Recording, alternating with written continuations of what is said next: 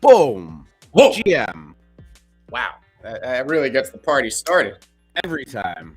Well, 2 days in a row. God, I forgot to upload that outro video again, too. I'm a liar. I'm a con. I'm sorry. I'm not worried about the outro video. I'm worried about my Creature Toads bag. Oh, shit. GM, Degens. I have no idea what you're talking about. Oof. Oh, man. It'll be done. It's soon. I actually had it up. I promise. I used to. The worst. Man, not enough hours in the day. It's crazy. True. That I believe. We started at 8 yesterday. We did an interview at 9:00 p.m. last night with Cody. Interesting stuff. They've got a game. Man. They've got some good art. We had a translator on, and that was the first time I've ever done something like that. And as far as I know, the first time for NFTs, the global. Color me P2E excited. Okay, the show's over. Sorry. We're done here. GM. Look at all these people. Charlie, Chipper, Bailey, Sandman, Edward Thompson, Mio, please. What's this? Agreed to the countdown. What? Did you see what's at the top of WGMI today? Ashtray. No, I didn't. Cutter. A small little project known as Alpha Mints. On WGMI? No, I'm just kidding. No. Oh, okay. I was like, I've got to get that listed on there. No, yeah. Holy. 0.74 for Alpha. Guys, I think you guys are nutso. Small 300% rise overnight. No big. NBD. Still undervalued. Quite. Don't sell that pass.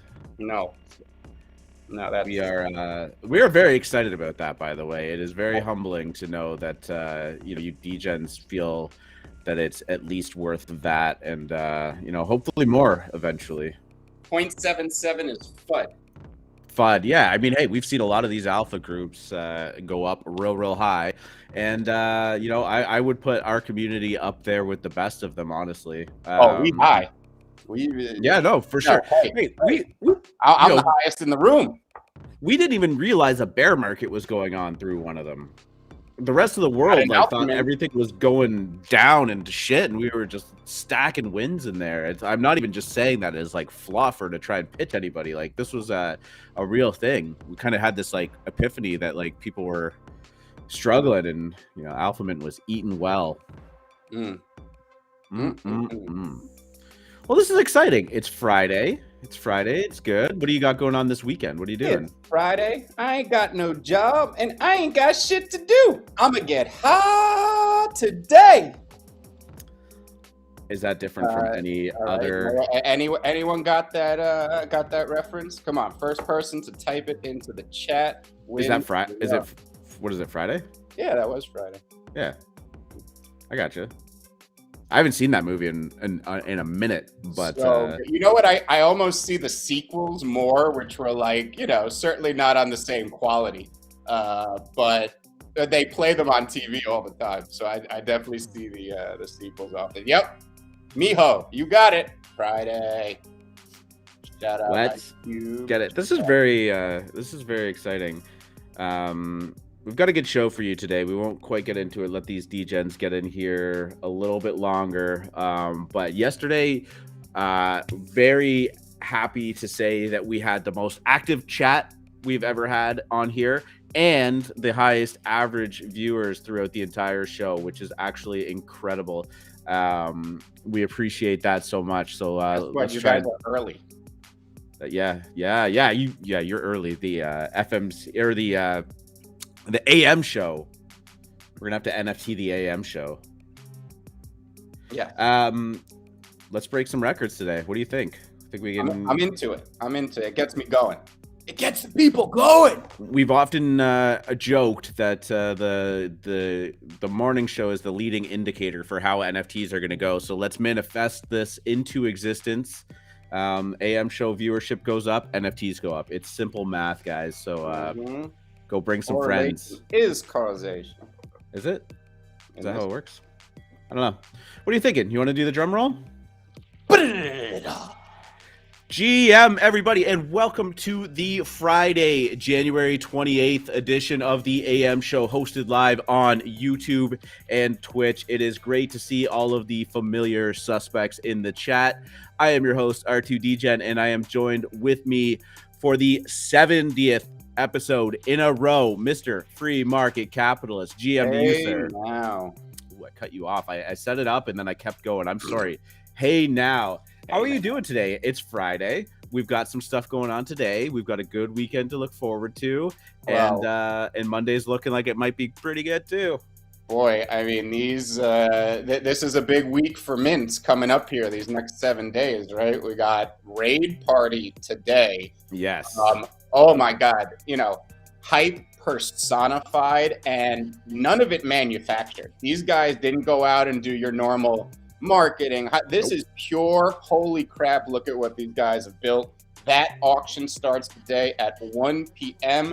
I know we got whitelist spots for our Moon Lounge members. I know a bunch of us. It's a public auction and it could get a little pricey, but boy, are we excited to go mint that. And then of course on Monday we have the cool pets mint. P2Es are lighting up the screens right now. We got Kaiju releasing their Rooftop Rampage P2E in 2 weeks. Man, we talked about this being the major trend this year, but these next 3 weeks are about to bear it out. Yeah, it's going to be fun to watch because provided everything goes smoothly for Raid Party, I know they're having some issues with their website, but that's okay. Provided everything goes smoothly for them, and I think it will, and then Cool Pets goes down without a hype. I mean, we could retrospectively be looking at this as the start of a next huge bull trend, and really just kind of LED Eternal Elves, another P2E. Sorry, yes, you. No. Yeah, we got. I mean, and Maz, our young King Maz, who hosts our spaces quite often, did an interview with Eternal Elves. We got some allow list spots for our members as well for that one. And that's just Orcs told us about Eternal Elves a while ago. It has that really nice pixel art, medieval P2E thing going on, and just another one on the pile. Can't wait. Yeah, for sure. We've got some Raid Party discussion. I was just going to say, I mean, that team is actually incredible. And like Hassan, the dev is like just an absolute wizard. So I think it's going to go down without a hitch, and they are going to do very well for themselves, and very excited to be a part of that. We took some time to break down, or we're going to take some time to break down how the mint processing works, because it is not traditional to say the least, but we're going to help you kind of dissect that a little bit later on into the show. Let's talk about crypto like we normally do to get things kicked off here. Not looking too shabby there. ETH has been hanging out around 2,400 and staying over. It was flirting with 2,500 not too long ago. Bitcoin's kind of stabilized around 37,000, but this is a 24/7 market, and sometimes the weekends can be make or break. We saw last Friday being kind of a big leg down, and it got a little bit ugly there headed into the weekend. Not to say that anything is going to happen, but sometimes we see these trends. The weekends start to hit, the traditional markets close, and it can kind of dictate where things go. What are you feeling about it? Well, yesterday was a very interesting day. Markets had a great couple days, but at the end of Wednesday, they started to fade pretty hard from the really big pop they had at the FOMC. Now, we came in the next day, we were down as we were coming in, and it started to get shaky to the point where it was affecting crypto again. Ethereum started to roll over, and I went to Twitter to check the sentiment, and boy, had everybody gone back to ETH guaranteed 1,700. It's bearish. We're dead. We're dead. And you know what? Hey, they could be right. We've mentioned quite a few times that while I do believe and have positioned myself like the bottom is in, the chart has not fixed itself. It is still technically not out of the woods as far as technical analysis goes. If we fell to 1,700 this weekend, would I be surprised? No. But I do want to point out that when we talk about sentiment resets, this is exactly what I mean. the first rally gets sold off and nobody believes it. This isn't buy the dip, get back in there, hurry. It's, yep, nope, 1700. That bounce failed. We're all dead. So, sure, it could happen. We could see a flush. We could consolidate sideways longer. But right now, all the sentiment indicators and classic variables we watch are telling us that we're closer to a bottom than not. So I'm still encouraged by what I see in markets. I'm still positioned like it's the bottom, but that chart is still broken technically. So we really want to see it get above that 2,800 level, go sideways for a bit, put in some support, break above 3,000, and I think everyone will start, beginning to get bullish again and positive about coins. Though again, I don't expect new all-time highs this year. If we slightly poked 5,000 or something, it wouldn't shock me, but I would actually think we would be quickly smacked back down. So I think we're going to be in range this year. The range got a little wider than I expected, certainly, but I am, like I said, positioned like the bottom is in. We'll see. Yeah, I would start to personally feel a little worried if it got down to 1,700. I mean, I've seen that kind of drop down before, and it does cause a lot of panic, unfortunately. But I don't know what the resistance levels are kind of looking like in that regard. But yeah, I'm with you. I like this like slow and steady up. We seem to be bucking the 4-year trend, the stock to flow model and some of the other models that people had for Bitcoin, where the halvening happens, you go a couple of months away from it, and then you get the sharp rise up. That was actually in play until I think late December, and now that model has kind of been wrecked a little bit. There's some other ones that it's still following.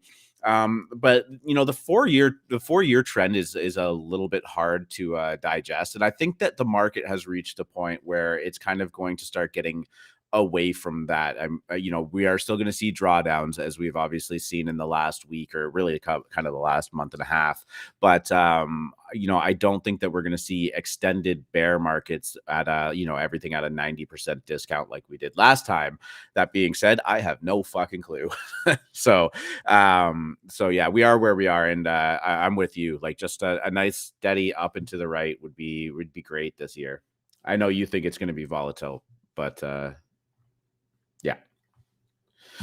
So let's move on to I just actually want to give a shout out. We're going to check out Blockster for the first time.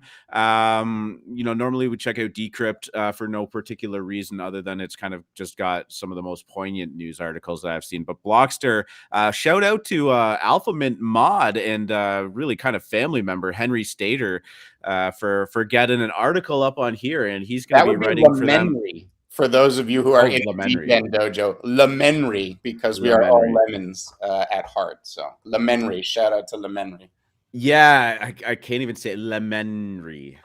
Shout out to him. He is going to be writing a couple of articles a week for Blockster as they're trying to kind of get their news and tools website out there for people to use. Also, shout out to William Laurent, who was, I'm assuming, made this nice piece of artwork at the top there. That's very much in his style and his wheelhouse.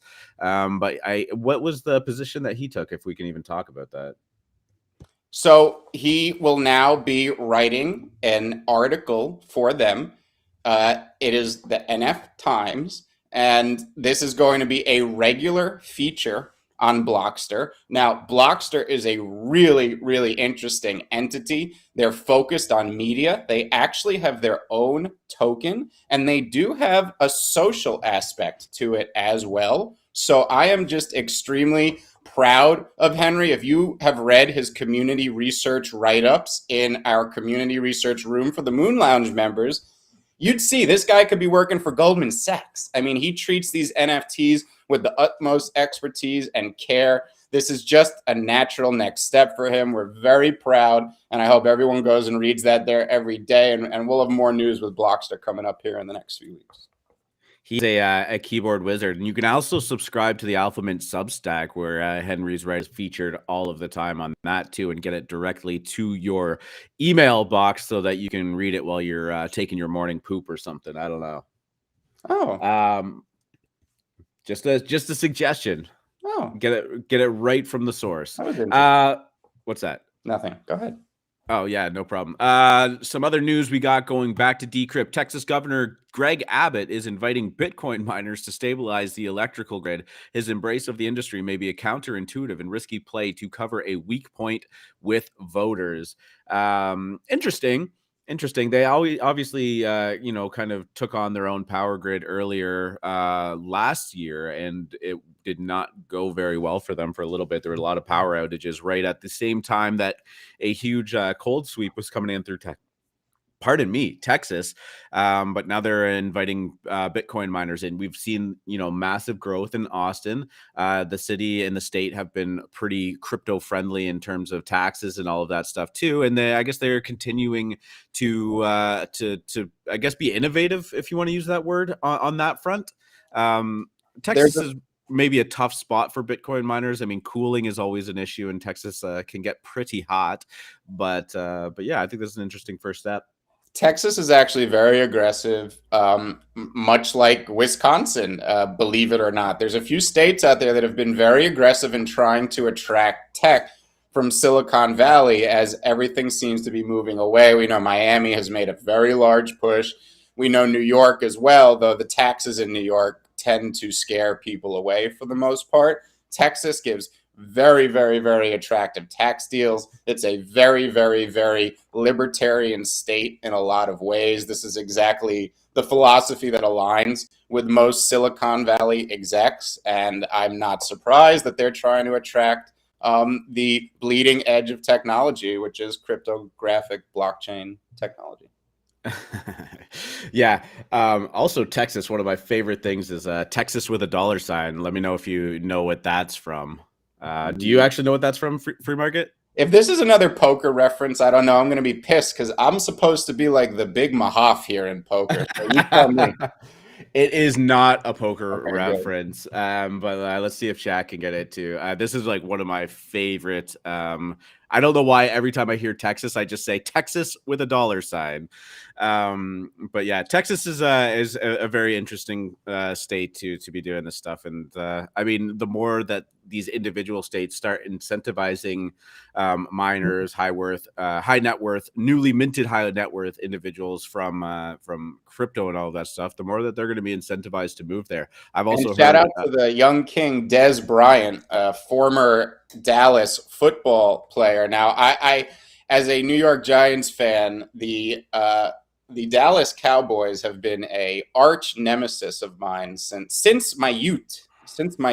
Okay, and for me to be endeared to a former Dallas player is incredible. But we love the Dez Bryant. He recently is taking his salary in Bitcoin, right? Yeah, he's a lemon holder. He is an ape holder. He is a Kong holder. It's just a pure NFT degen. Mm-hmm. Pure degen.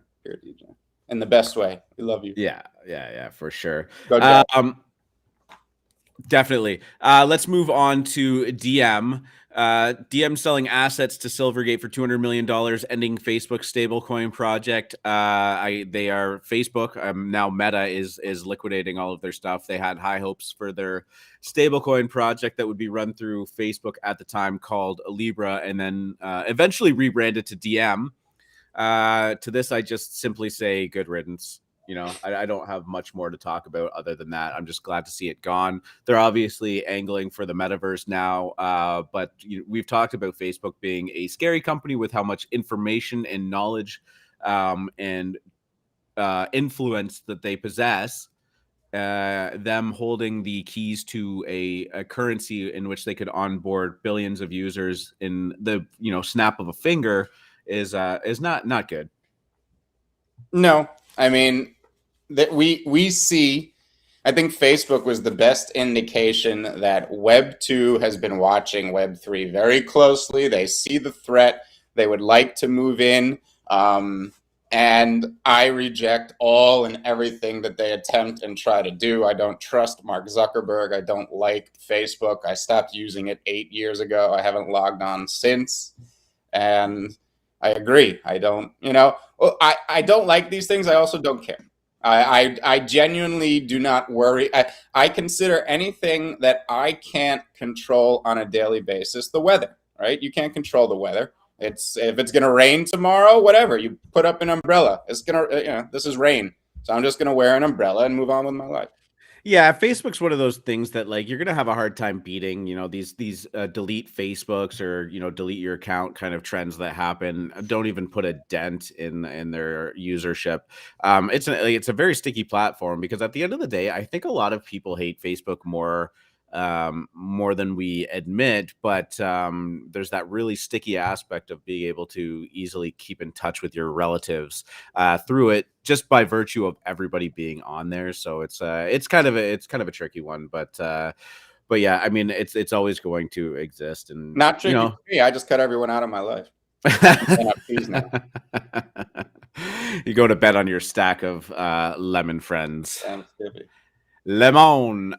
This was a cool list. Probably just kind of rehashing things that we have already talked about. But Decrypt put together a kind of a comprehensive list of the celebrity Bored Ape holders, and boy, seeing it all in one spot really solidified how well that brand is done. We obviously see Eminem jump in. We saw Gwyneth Paltrow jump in 2 days ago, and we talk about it. And time goes on, but you really forget the list of celebrity that this has accumulated. And I'm just going to scroll really quickly through it. But we have Mark Cuban, Steph Curry, Steve Aoki, KSI, huge YouTuber. Shaq owns a mutant. The Chainsmokers, Mike Shinoda, Marshmello, Rich the Kid, Jimmy Fallon, DJ Khaled, Future, Post Malone, Timbaland, Lil Baby, Des Bryant, Snoop Dogg, Logan Paul, Eminem. The list goes on and on. Meek Mill, Neymar. Serena. Like every time I scroll down, it's like a name that I have to mention. But I find it crazy the list that this is actually starting to stack up. Yeah. We talk Yesterday, about supply constraints. We talk about when people need to start selling Bored Apes. But I think we also don't talk enough about there's a lot of celebrities. There's a lot of people in this world that 200, 400, $1 million is not a lot of money to. And there's not actually a lot of Bored Apes. yesterday I saw a tweet from a Bored Ape, and it said, I just 95% of the apes are going to be in the hands of the wealthy and the celebrities and not those of us that mint it. And I said, oh, they're figuring it out. None of these guys are holding the Bored Apes until $1,000,000. You made the best trade of your life. You got 1,000x. You don't need to squeeze that last 10x out of it. Take that, change your lives, give these apes to the celebrities. Your friends will still love you. Congratulations on one of the best trades in history. Oh yeah, definitely. The more that we talk about it, the more I see this, the more I think that you are 100% right. Like these things are going to $1 million Earn your floor. It million doesn't bucks. doesn't matter what the ETH value is because these things are kind of transcending ETH status, and where it's just you're starting to attract a certain person that just calls their agent up and says, how much is a Bored Ape, and they say it's $250,000, and they just say ship it. They don't care about what Right. their ETH wallet looks like. They just sign a metaphorical check over, because I don't think anyone signs checks anymore. And a Bored Ape shows up via MoonPay, I'm assuming, right? Yeah. And you have heard me multiple times get angry when we see Ethereum rallying and then everyone's automatic thesis is, oh, ETH is up, NFTs are down, it's because they're up more in dollars and all that type of stuff.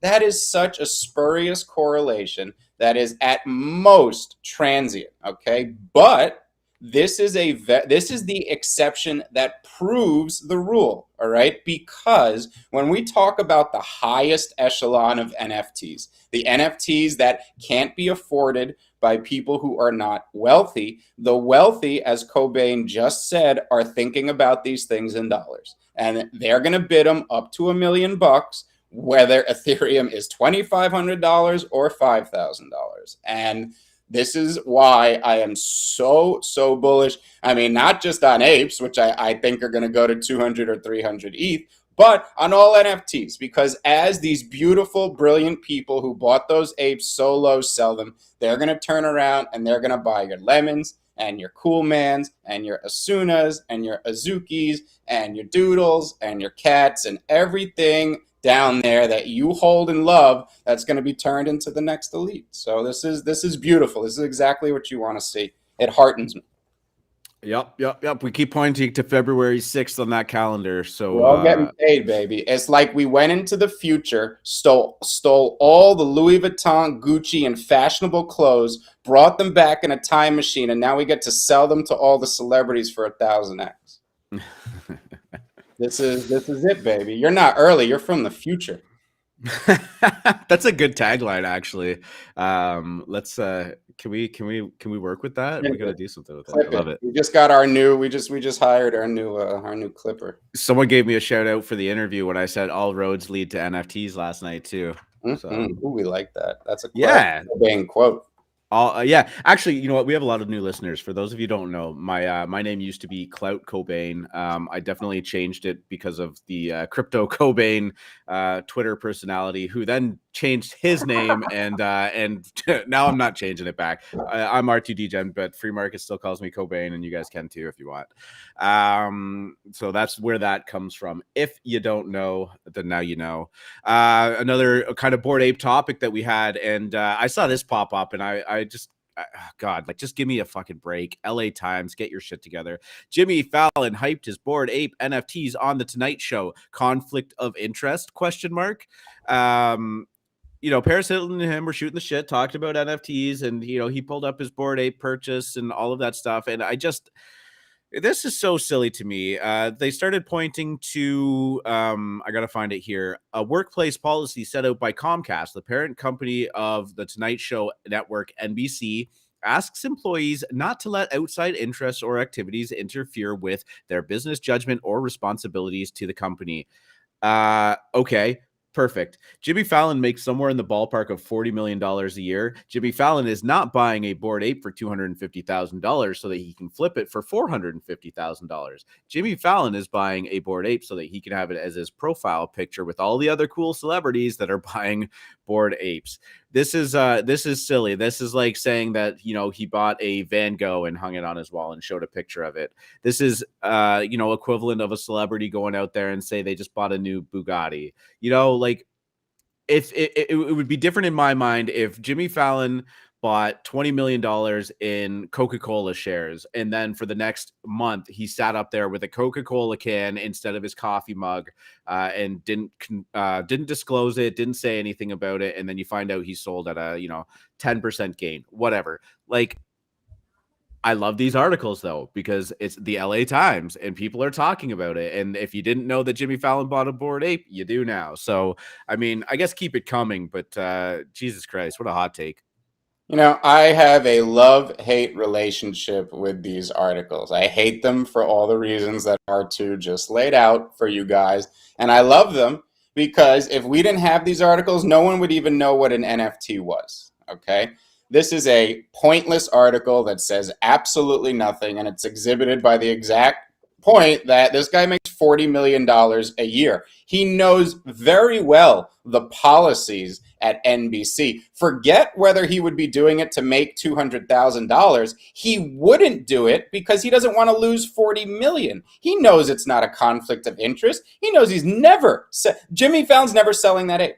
I will tell you right now, we are never going to come in to this show and hear that Jimmy Fallon sold his ape. That is going could go to zero. He's not selling it. He's never selling his ape. He did not buy this to profit off of it. He will never sell that ape.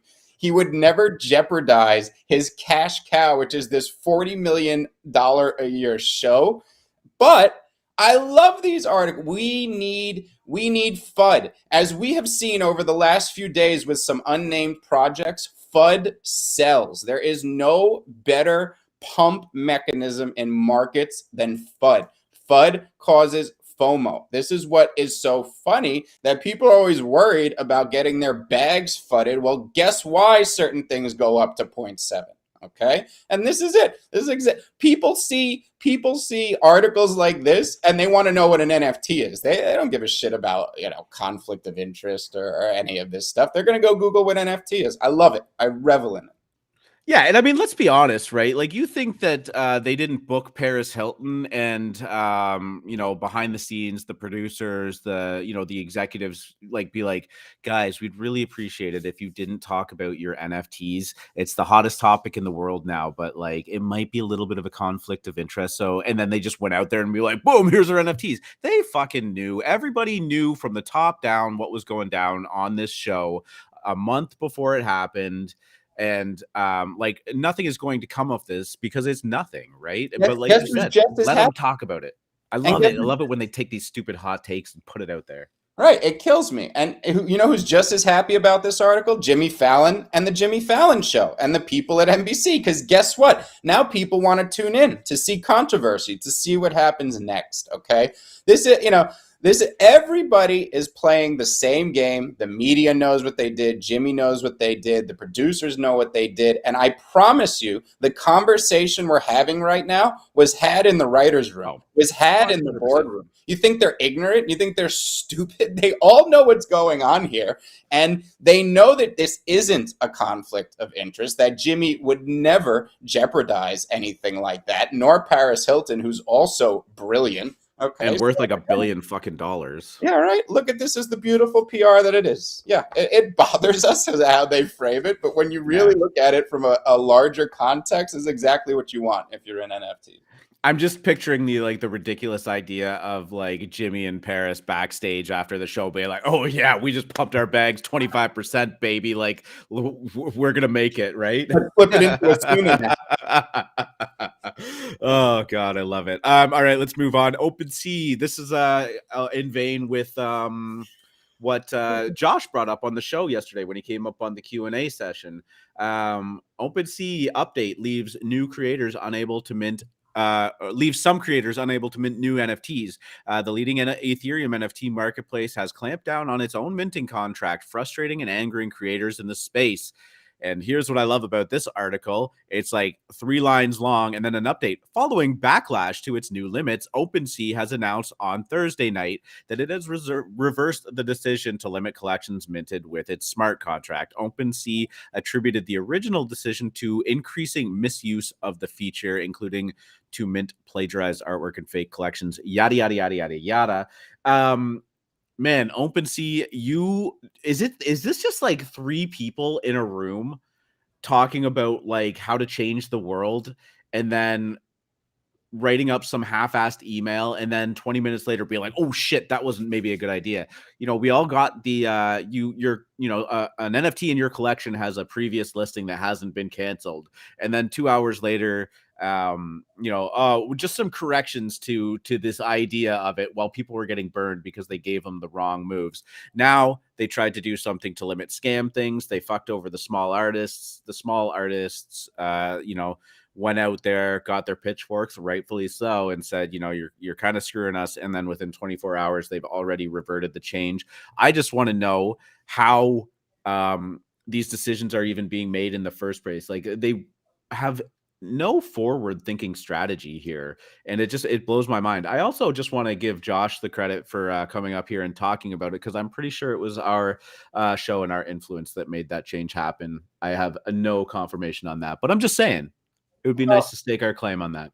Let me ask you this, R2. You ever go through a really bad breakup, and then that significant other started dating someone much, much more handsome, and then you start doing just irrational shit you would have never done in a normal mental state? Well, this is OpenSea and looks rare right now. And I don't really know what is going through OpenSea's head, but they're making very strange, irrational moves in response to the new hot chick on the block, which is my boo looks rare. Shout out. Yeah, looks rare continues to crush it. I mean, it's right. It's the natural response of OpenSea having this moat that's getting smaller and smaller. They've got some competition in the rear view mirror that's really putting some pressure on them, and the VC firms that are investing in them are probably coming down on them, saying, can the devs do something? But I don't know what goes down in these boardrooms. Like, spend some time to fix your search bar. come up with some kind of reward system to actually benefit the people that have been trading on your platform for so long. They're never going to do a token, so don't even ask them to do a token. That's fine. We've all accepted that, or you should by now. But they just, their focus seems to be, to me, in all the wrong spaces, because I would imagine that it would be pretty easy to configure a search bar to list the highest, last 72 hours, 24 hours of volume of that project in that order, right? So that when you type in, Meta Josian, for instance, which people are talking about in the chat, we'll talk about that a little bit later. But when you type that in, you don't get the first 5 scam fucking contracts that are there. The one that's actually trading on volume just shows up at the top. Like, that just seems like a no-brainer, because it would be way too expensive for scammers to force that kind of volume in there. It would be a negative EV proposition, and yet they continue to do shit like this. I don't get it. I staked my Weth so hard in Looks Rare. She's walking funny today. I think yeah, I mean, that's really all that needs to be said. How is that doing today? Last time I saw it, was that like 430, 440? 425. Yeah, it's stabilized and making a move up in ETH terms too. So Looks Rare keeps going, and the WEF offers have been incredible. I like, for the very small amount that I had staked since the get-go, I think I'm up to like 0.6 ETH, 0.7 ETH in WEF offers, right? Which is more than I would have got if I had sold in the first 48 hours. Looks Rare. Love it. Love it. Love it. Love it. Love it. Facts are too. OS likes to rug. OS loves to rug, and we actually saw some Bored Apes going down to that scam again too. Not scam, the bug, right? Someone's wallet got cleared yesterday. I saw species going for the Weth offer, and it made no sense because there was volume at the floor, and I saw a bunch of Weth offers firing off in a few collections. Someone right? got tapped yesterday. Yeah, you hate to see it, honestly. Yeah. Well, as time goes on, these things will start to smooth out a little bit too. I'm not sure about that, as we have the uneducated masses about to bear down on us like a sandstorm. We'll see. Yeah, but I would imagine that, as the masses start to arrive, and keep in mind, like last time I checked, it was like 250,000 active users in the NFT space, which is peanuts, right? Like a mere 2 million people would 10x the entire market potentially. But I would assume that, as more people enter that space and more people get burned, and the recognition of the normies really starting to get hurt will hopefully cause some action on Opensea's part. But yeah, here we are. They don't give a fuck about us, I can tell you that. WGMI, I don't know. Kaiju is looking good on there. Adidas Originals into the metaverse is constantly bugged. I can guarantee you it is not a 2.8 ETH floor, but I will open it up. Is it actually? No. Yeah, this is an OpenSea floor bug. It's 0.95. But yeah, I mean, things are looking good. Things are stabilizing. We're seeing a lot of the projects that we've been holding for a month, 2 months, 4 months, 5 months, starting to move up again, and some of them are hitting another leg. I saw the degens doing all right, hit above a 0.3 floor the other day.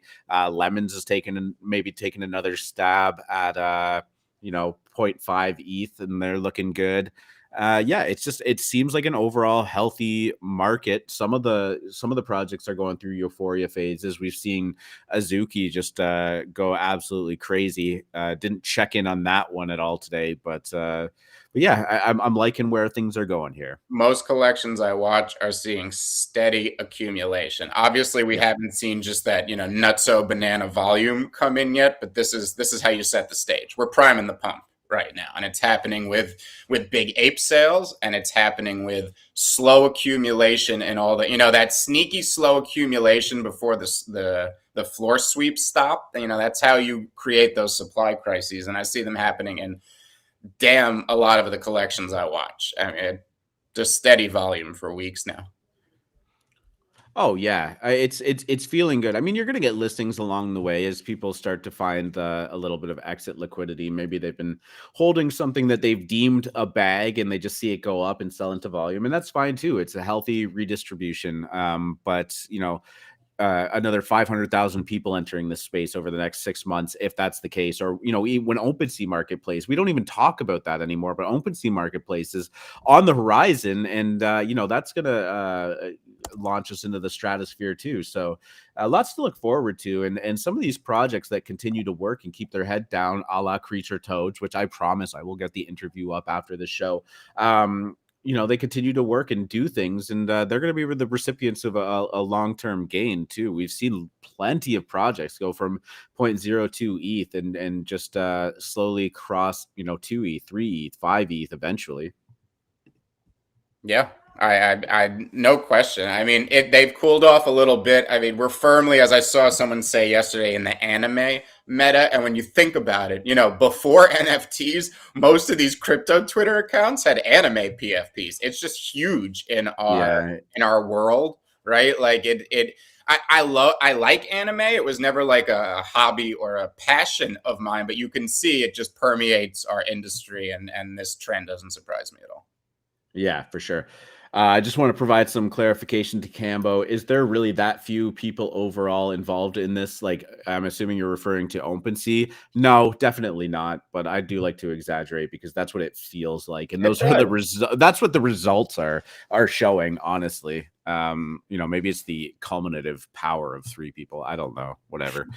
You know what though? I'm not sitting in their office. I have no idea what goes on there. I don't know what this takes, but they just make so much money. Hire some fucking people. Yeah. No, you're exaggerating, but Web3 teams are traditionally smaller than most. Yeah, definitely.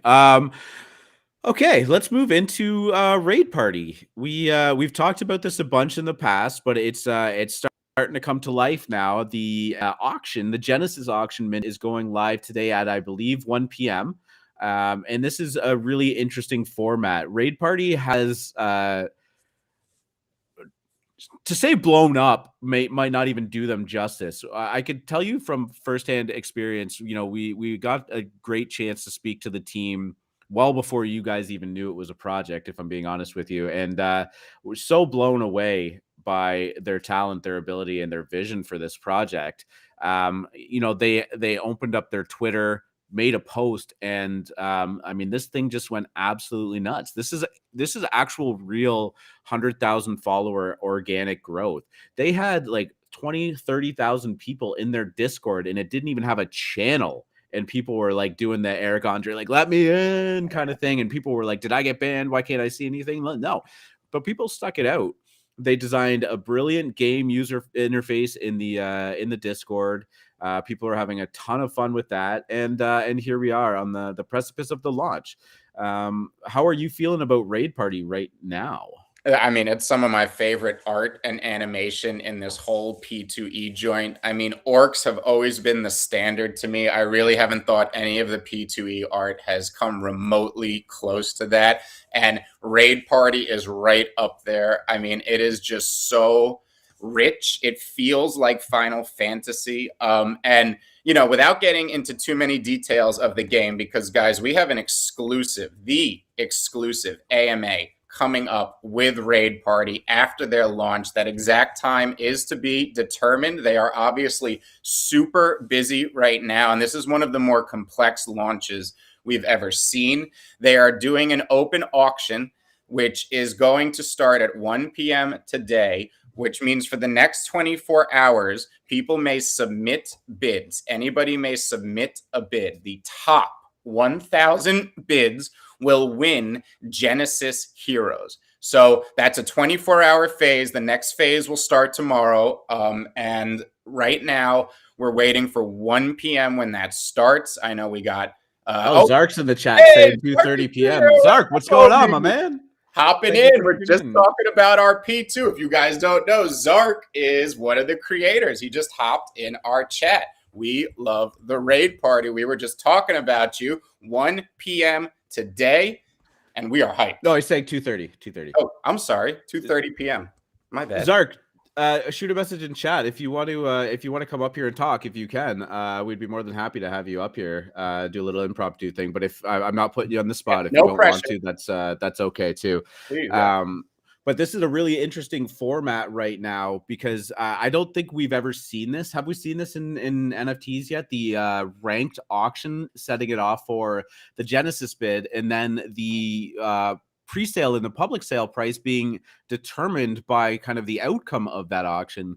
I think this is going to be really interesting, and I think it's a very new and innovative way to kind of set the market expectation of the floor here. It's, if I really suggest, and I'm going to go post it in our general, please go read the Medium article that Zark posted yesterday, because it really lays out in the most eloquent way why this is the best method for price discovery for the market. Okay. The team, as they said, look at this product. They've been working on it for 6 months. They believe in it 1,000x. This is their tears, blood, and sweat here.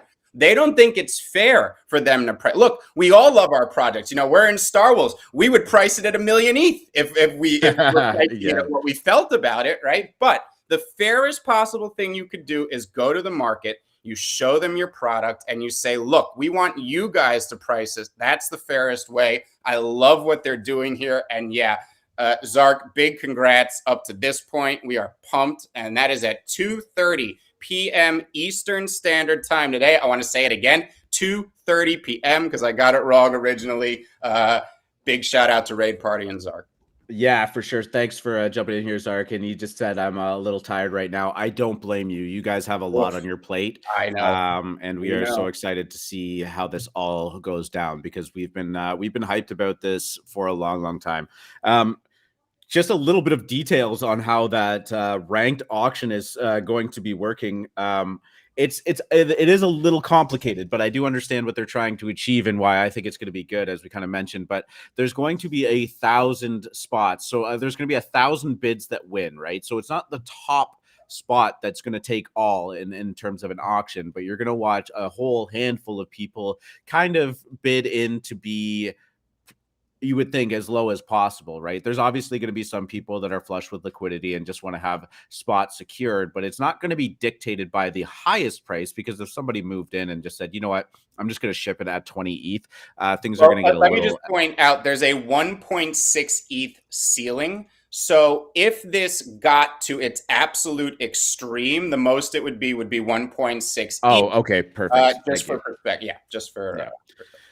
So it's the public and the pre-sale mint price is going to be dictated by the 1,000th bid, right? So the last place winner that gets the Genesis spot, the new prices on the public and pre-sale mint are going to be dictated by that. So it's going to kind of scale up. There's lots of great information on their Discord too. So if you're not in there, I would go get in there and check out. And yes, Cambo, the bid will be visible. Yes, Cambo, the bids will be visible in real time, and that auction is going to start at 0.2. So yes, they will be visible. Dope. This is going to be so cool. I mean, it's an on-chain idle MMO. They have the ability to you have the ability to form guilds so that you can team up on chain with your partners without having to send them your actual NFTs to do pooling. There's going to be lots of customization. I'm actually a kind of a big fan of the idle clicker games. I don't really play them anymore just because they get a weirdly consuming for me. But this is looking like yeah, man, this is like the next iteration of like great on-chain gaming, and they are following in the steps of EtherOrcs, really. We talk about Wolf Game and Whale Game and Hunger Brains and all that stuff being, innovative on-chain gaming. Like, meh. Okay, not really. This falls under the category of innovative on-chain gaming. So hats off to the Raid Party team, and best of luck to you today. Best of luck to anybody participating in that auction. It is going to be a blast. If this art does not hit you in the feels, oh my God. I mean, man, they knocked it out of the park. Looking forward to it. Yes, dope. We're going to talk about them more, and as we mentioned, there's going to be an AMA that we're hosting as well, so be on the lookout for that. But by the time we return to the morning show on Monday, we should have lots of details about how that went down. couple other projects that we wanted to talk about ongoing right now is Kaiju Kings. That baby is ripping. We saw some gigantic sales yesterday. It's always been a good project, always had a really strong floor, a very, very strong community. You know, we use the word community a lot here, and a lot of times it's not used very well. Kaiju and Alpha Mint, I would say, are the epitome of communities in NFTs, in the NFT world. Very strong knit, very tight. They roll together. You know, Kaiju's travel in packs, I said before, and it's wholeheartedly true. So free market is the biggest Kaiju bull I personally know, maybe out there. Let's talk about what's going down right now. Well, you know, I am a Kaiju King since Mint. I talk about community a lot, and I know it's very cliche, right? Because every project talks about it, knows it's the key to stuff, but communities happen organically, and they got to go through bears. And boy, did Kaiju go through a bear. I don't think people even remotely understand, if you weren't here, how big the Kaiju hype cycle was. It literally defined how every NFT project tried to launch afterwards. I'm saying 90% of NFT projects tried to copy the Kaiju playbook, which was an organic thing that unfolded in real time that they To did. utter disaster, nonetheless. No, sorry, not on Kaiju's end. People trying to mimic them. People try, yeah, and I'm saying, and Kaiju's didn't even do that launch on purpose. This was all kismet. This was all, anything that came into their way, they turned into an advantage. And people wanted these Kaijus. After minting at 0.06 and opening at a 2 ETH floor, over the next few weeks, they ramped all the way up to 7 ETH.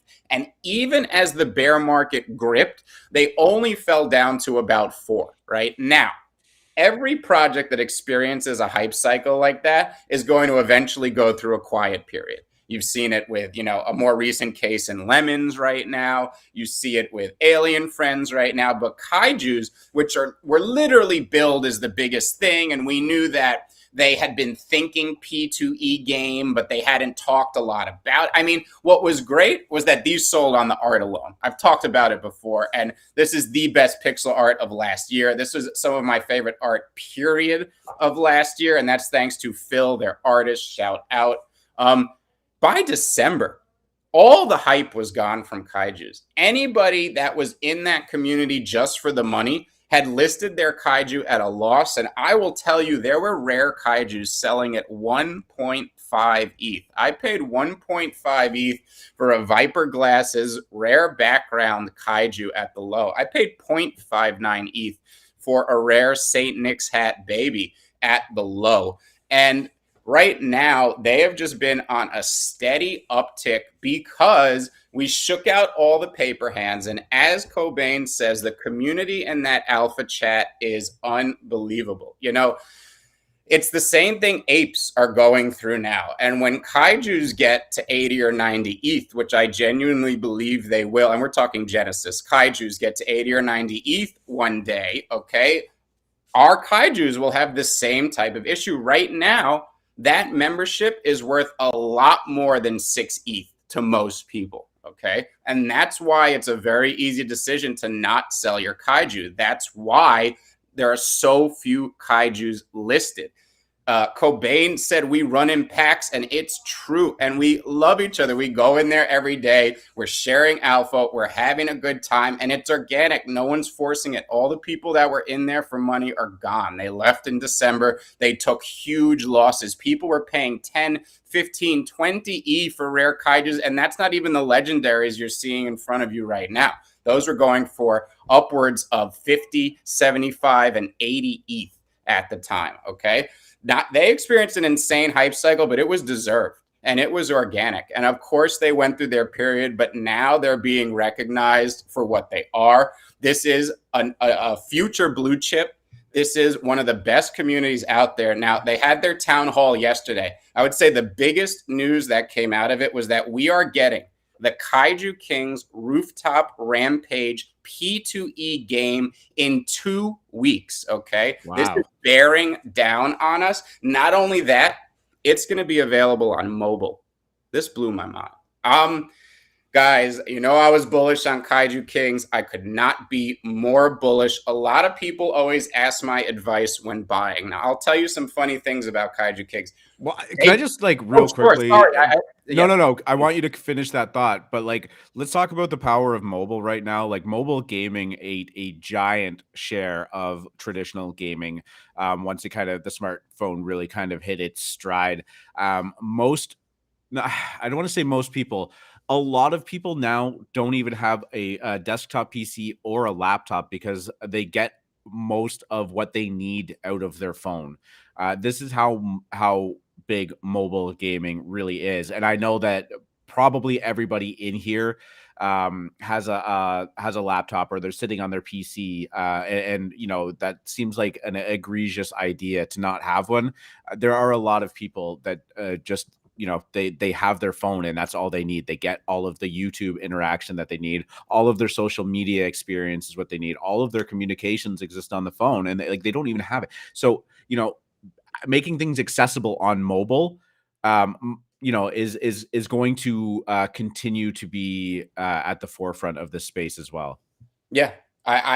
Really, we knew the P2E game was coming. The fact that it's coming in 2 weeks, and then like Cobain said, the biggest news to me was that it's on mobile, because we've talked about Critters on this show quite often, which is also available on mobile now. Exactly. And up until this point, you could only play on a PC. All right. And I know for a fact a lot of kids play Minecraft on their iPads now. And the ability to be able to now play this game on mobile or iPad takes it to the next level. So when Kaiju Kings announced that they're going to be available on mobile, I was almost my biggest takeaway from the town hall, of which there was a ton of other great stuff related to the Kaiju FEs, the mutant babies that are coming, and the redacted. Okay, we hear this word a lot, the redacted. Okay, there's something from Kaiju Kings that they have not even tipped their closest friends off on yet. I am so excited for it. The FEs, if you don't know, are the failed experiment NFTs, which was they had to migrate from their original contract. It at first was a big scary moment for them. They managed to turn it into a pillar of their entire project with these failed experiment FE NFTs that will now turn babies into mutants or be used to combine with a Genesis for redacted. We will see where that goes as that roadmap unfolds more. And please let me talk about this Cameron Kaiju here, because I want to shout out again Dipset, Cameron 158 in Broadway. Shout out to the Fire Haze boys up there. And I'm going to get this into your hands, bro. I'm going to call Eric. I'm going to make sure this gets into your hands. You got to be wearing this Kaiju as your PFP. Cameron Kaiju. If we get you to wear it, they're even going to change the trait to Cameron Kaiju. They just don't want to mess with your licensing. So probably a smart move. Yeah. Shout out. Oh, man. So good. Yeah, this art is next level shit. We've said it before. Cobalt Gamer, just want to say hello. Do we trade Solana NFTs? No, not typically. The odd time a very, very big hyped and quality project will show up on Solana, and when that happens, we might take a look at it. But you know what? There's so much stuff going on in the ETH ecosystem that we can't even keep up with that, and that's where our focus traditionally lies. But I mean, Solana is big. It can't be ignored, nor should it be. It's going to be a mainstay for sure. All right, what else do we got? We got Lives of Asuna had some technical difficulties there, and didn't go super well for them. Essentially, what happened with the pre-sale minting is that they were doing some test net transactions, making sure the contract was all good to go. They had a clone of the site on a separate domain name, but as they said in their Twitter thread, which I'm going to pull up here, should have been basically an exact clone right down to the server setting. They went live with it. However, I guess the Rinkeby address that they used to test it still ported over with the website, as it was cached or something to that extent. I'm not super technically minded. I know that there's going to be people in the chat really going in deep and explaining it properly. But essentially, a lot of funds got sent to an address that is kind of locked up now. People are getting a little bit burned on this, but I do think that this project is legitimate. This isn't a rug pull. I don't even think have access to these funds right now, and they are going to be working hard to get that back to people, as it seems. I mean, I don't want to speak for them or anybody else, but I hope if you ended up losing out on this, that it is made right to you. I'm sure they'll go through with the regular mint process and reimburse people, but I think their main focus right now is getting that ETH back. Yes, we know that immediately after this occurred, Otto Suwin tweeted out, "Fuck, I auto full sent." So yeah, this tricks some of the best of us, and I know that Asuna's going to make it right because this project is huge. They're going to sell out very quickly, so they're going to make their people right, and then launch this thing, which is going to be an absolute cook. So, is this right? The floor, did they go live with it? How does this exist?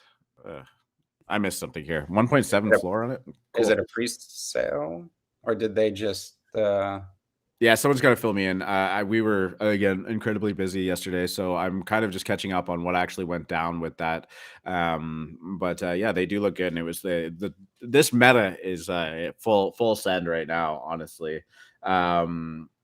Perfect. Yeah, I'm going to look at Meta Josian as well, guys. And also Cobalt Gamer. No, I'm going to say this. If you reach out to us in Discord, we could probably take a look at it, but I prefer if you didn't link anything in the chat for us. And Ella Dow, Ella D, not Ella Dow. Can we explain Eternal Elves a little bit? You know what? I think the Maz is trying to get the recording of the Twitter Spaces, but we'll have more content with them as well, and we'll let them kind of explain it in their own way too, because I again haven't had enough time to go super deep on it, and I don't want to give you the wrong impression or the wrong information. Perfect.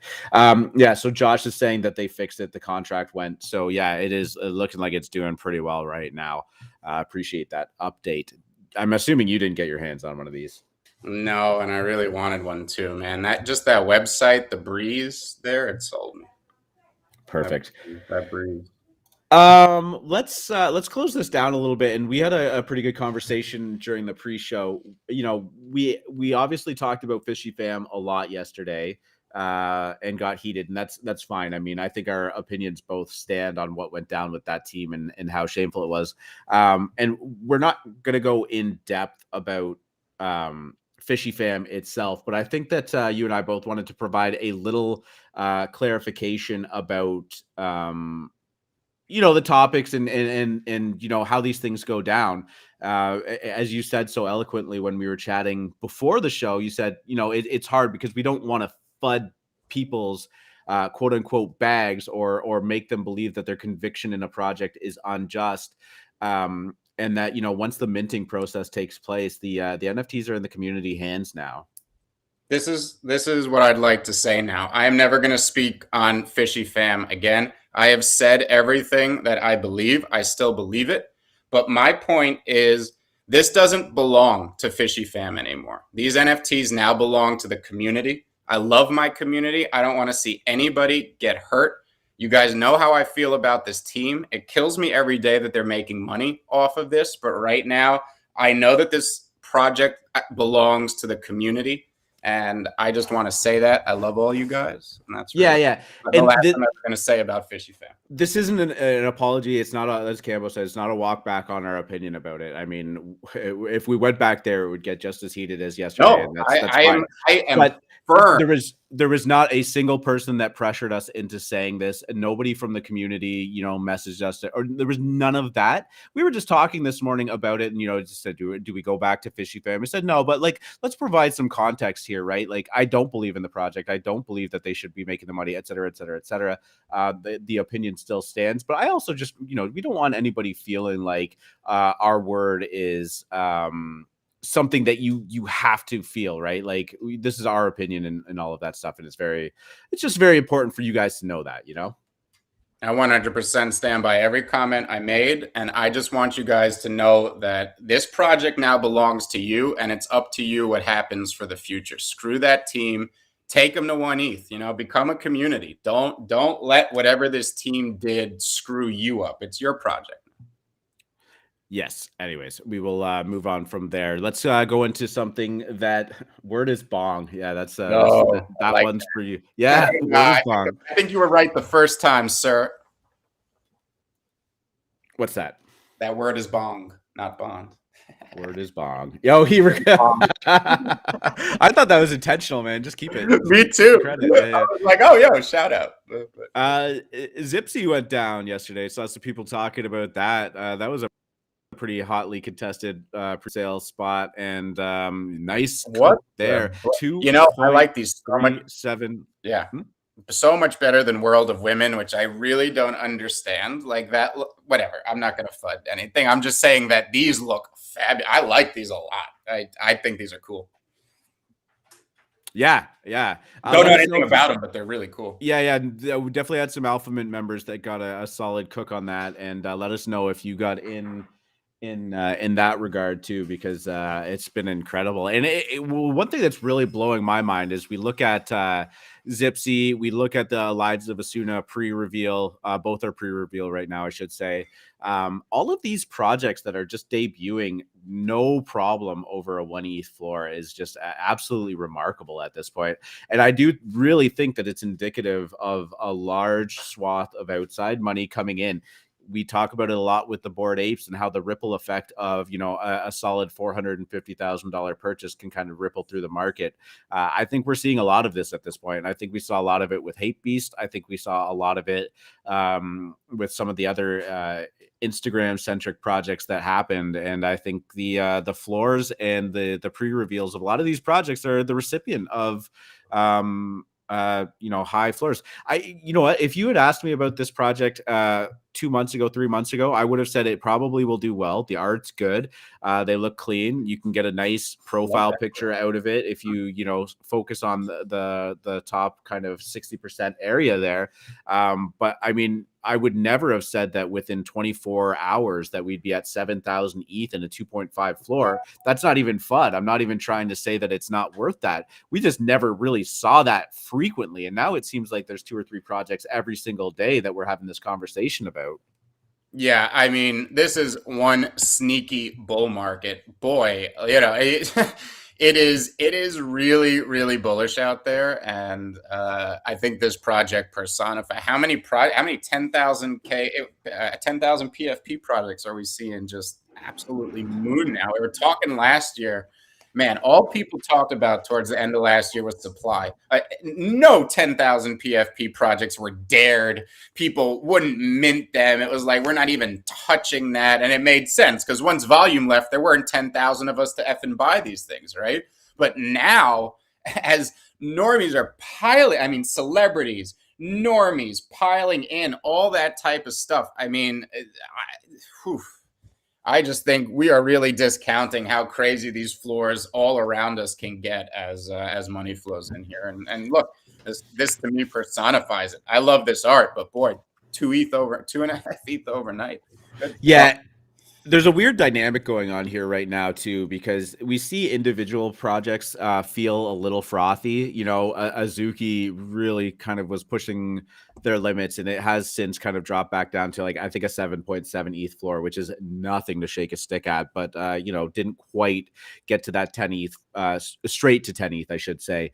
But you feel some froth in individual projects, but I definitely don't feel a sense of overall euphoria in the NFT market. Do you think I'm wrong in saying that? No, there was euphoria a few weeks ago on the blow off top. We called it a blow off top. Everything fell 50%. And it's been healthy ever since. Yeah, and again, it's a very simple thing. If we're just trading around the same money, floors are going to fall because people are going to withdraw. People, also. Well, you also lose to the rake, which is Opensea and gas too, right? Please, there's a million ways that if you're just trading around the same money, it's eventually everything's going to go down, right? But right now, it's this influx. That's the most important metric to watch as an NFT trader, right? Where obviously you got to curate the right projects, keep your liquidity, all that mechanic stuff. But really, as long as new money is coming into this market, I am not anywhere close to calling it, the end of the bubble, a top, frothy. It's just not even near there yet. When apes hit $1 million, that's when we could start talking about it. Yep, definitely. Remember we were talking about a little project called Meta Josie, and people were calling it the Korean Clone X. Mm-hmm. Yesterday we brought that up, and I think when I brought it up on stream, it was 0.09 ETH as the floor. Yep. People were talking about it in voice chat. People were buying them up, and by God, look at this, right? We are at a 0.375 It was up to floor. 0.5 at one point. I mean, Yeah, just yeah. great cook here. This thing has been moving on some pretty serious volume too. So shout out to the Alpha Mint degens who were digging that up and scooping up some of those. Yeah, great play. Dark just pointing it out. It hit 0.5, and kind of here's the issue. The moment it hit 0.5, Agmar said, "Oh, it flipped lemons." And you know, every time you guys say that in the room, this is what happens. You said it about monsters, about all these things, and now these things are shit in the bed. Monsters had that bad hack. Keep talking about my lemons, please. Keep talking about my lemons.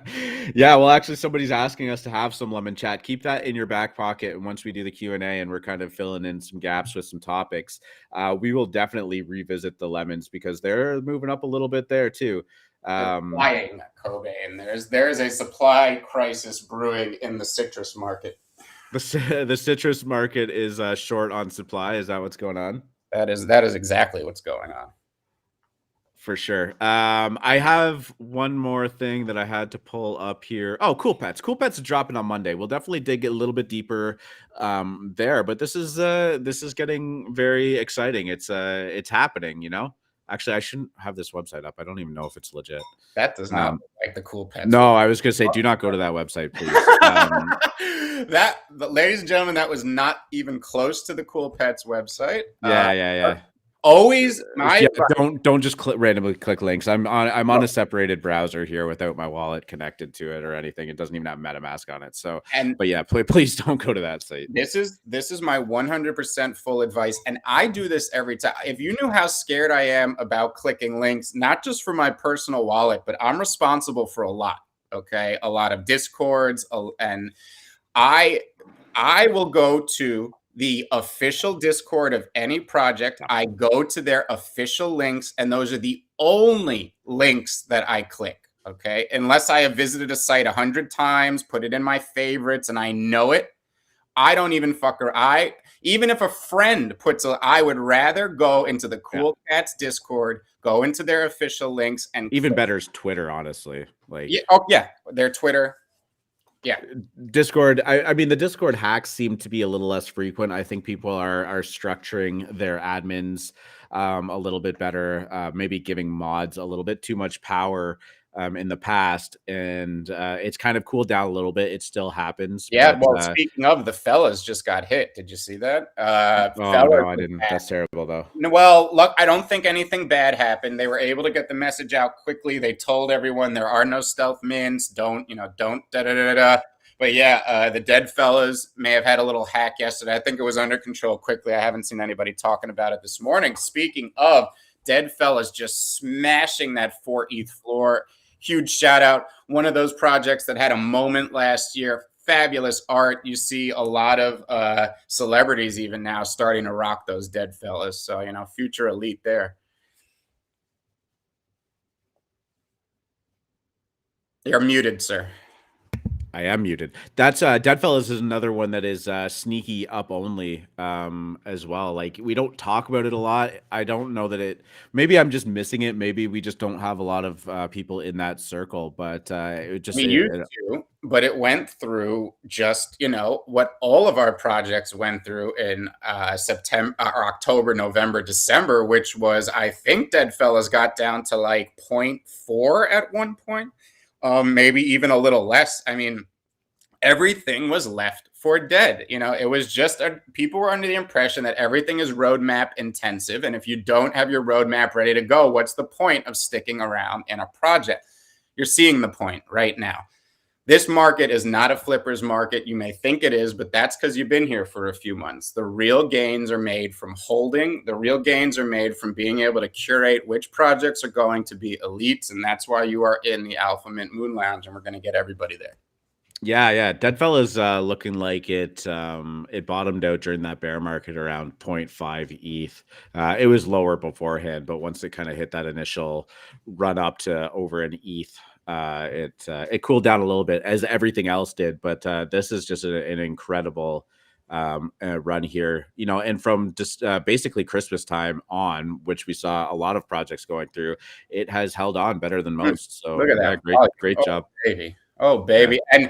And I'd like to point out hologram. It's the Lunar New Year coming up on Monday. And in the Asian world, the tradition on the Lunar New Year is to give money, right? And NFTs are just blooming over there right now, becoming their own. And with all these Asia-focused projects launching and the Lunar New Year on Monday, boy, we could see some fireworks. Could be. Yeah. I mean, I've heard that as well. Honestly, in 2018, that was supposed to be the rebound moment for crypto, and it came and went. Stop trying to compare Ponzi coins to our beautiful JPEG. I want to just say I've heard this before. That's all.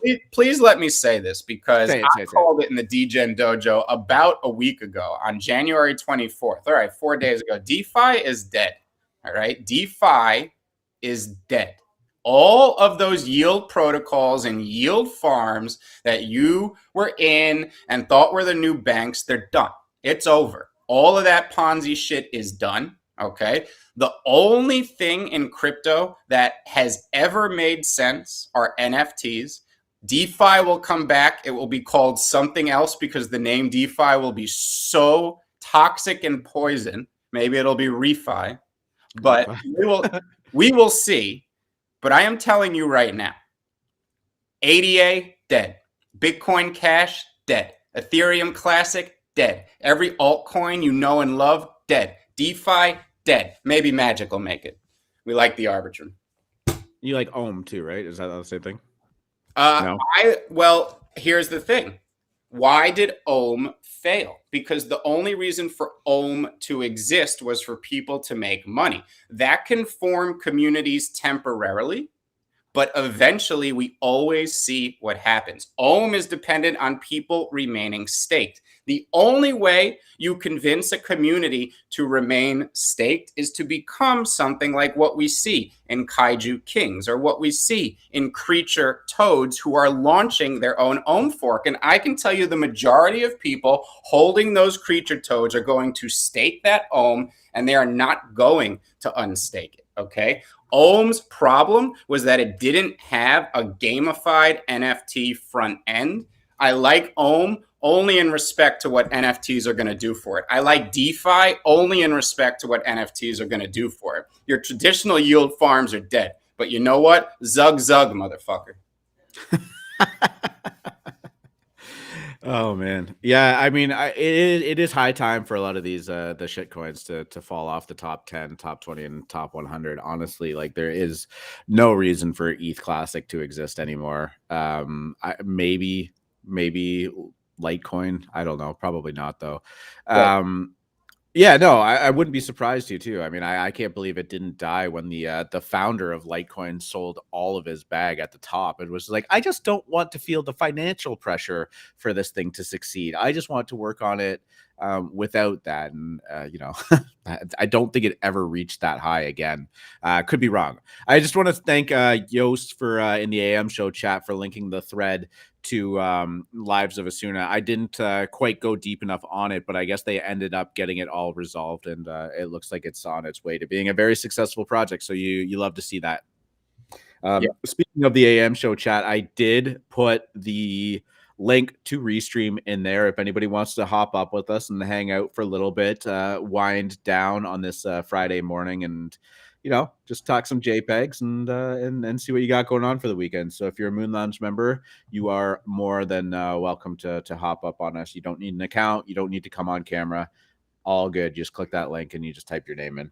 All right, guys, let's talk real quick about Breakfast World. We know this is a project that I am very bullish on, all right? But I was under the impression that they had closed the mint and were going to burn the rest of their mint. 2 days ago, they opened the mint back up, and the mint price is 0.055. Now, there's an entire grip of sandwiches sitting underneath this price.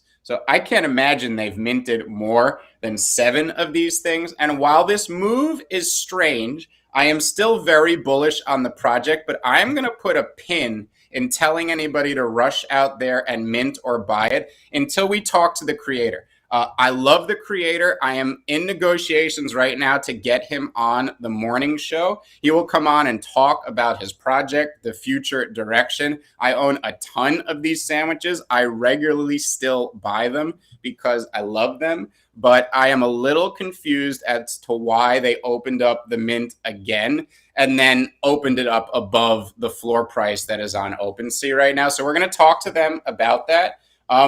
Personally, I would continue to buy the sandwiches under the mint floor. I would not mint if I were compelled to buy more right now. The only reason I would say one would mint would be the lottery effect of the 2 1-of-1s and a few legendaries that still remain in the collection. That said, let's hold off till I do this interview. Very bullish, holding the ones I have, think they're going to do big things, but I would like to find out what is making him tick. So look forward to that interview, hopefully coming next week. Yeah, I don't like. I don't. I mean, I hope there's a good reason for it. I don't like when a project is kind of just sitting there. I don't think it's left for dead because the creator is still around doing stuff. But the NFT market kind of gets hot again. Maybe his project gets some volume on it a little bit, and it was like, let's mint more of these. You know, I don't. Well, I think it was. I think it's somebody looking at the NFT market. Okay, they stopped the mint when volume left and everything they did, and they probably just thought to themselves, hey, volume is back, let's open up the mint. But maybe we just, and again, I don't want to assume anything. Maybe this guy is smart. Maybe there's an angle here. I would just like to talk to him first before I recommend anyone go minting above the price in which you could buy them on the floor right now. So yes, I also Lisa tagged me in the Degen Dojo about a project that is launching today too. I've definitely seen this and completely forgot about it, but it is National Parks NFT. Have you seen these? Not sure. Did you say Jurassic Park? No, National Parks. National Parks NFTs. No. And I've seen these come up before. We've definitely talked about them in the dojo. I love these. I don't know what it is about like floating pieces of land or whatever, but it gets me every time. Yeah, it gets me every time. This is a really nice like vector art style. They've definitely done a really good job of it, and kind of breaks away from that traditional, cityscape that normally do. These are. The presale is minting at 0.04 ETH in just over 9 hours. The public mint is going 2 days from then. I gotta say, I have mixed feelings about how this is going down. It is kind of strange to me that they are minting the presale for cheaper than the public sale and leaving it for 2 days. I think that that's going to create some weird price discovery happenings, and it's always a risk that you are taking if the presale either doesn't really sell out the way you expect it to, or the volume isn't there to kind of get it up over the public mint's price, right? Right. It could really shut down your project. We saw it go down with Goss Ape Girl, but let's keep in mind that they only did it for an hour, so there was a very limited window, and then opened it up after. And I thought that mint process actually went off incredibly well, way better than we were expecting it to. This is, I think this is, you're playing a little bit of roulette here. No question. It almost feels like maybe I'd wait to see if I could pick it up off the secondary cheap. I mean, again, which is exactly what you don't want people to have the option of doing. No, right. I mean, as a founder and as somebody who is, creating a project, this is a bad situation.